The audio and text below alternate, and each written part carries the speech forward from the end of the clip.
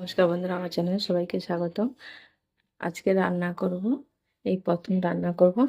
এই যে আমাদের দরকার যে খাসির মাংস নিয়ে এসেছে, এই খাসির মাংস আজকে রান্না করব। এই যে মিক্সচারে সব পেস্ট করে নিয়েছি, আদা রসুন জিরে ধনে আর লঙ্কা, শুকনো লঙ্কা।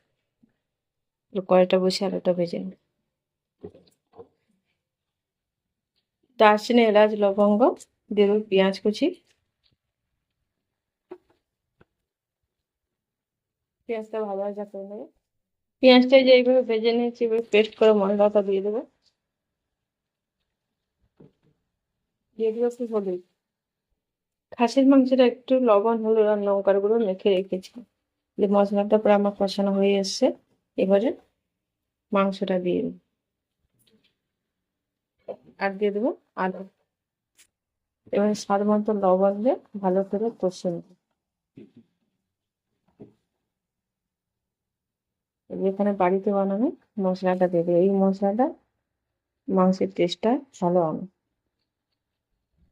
এটা ভালো করে কষাতে খাবো।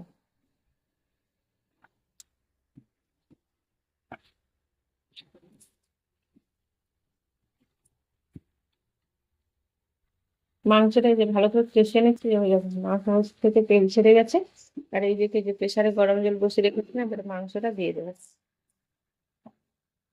এই দেখ, এই যে এবারে ঢাকা দিয়ে 5-6টা মতন সিটি মেরে নেব।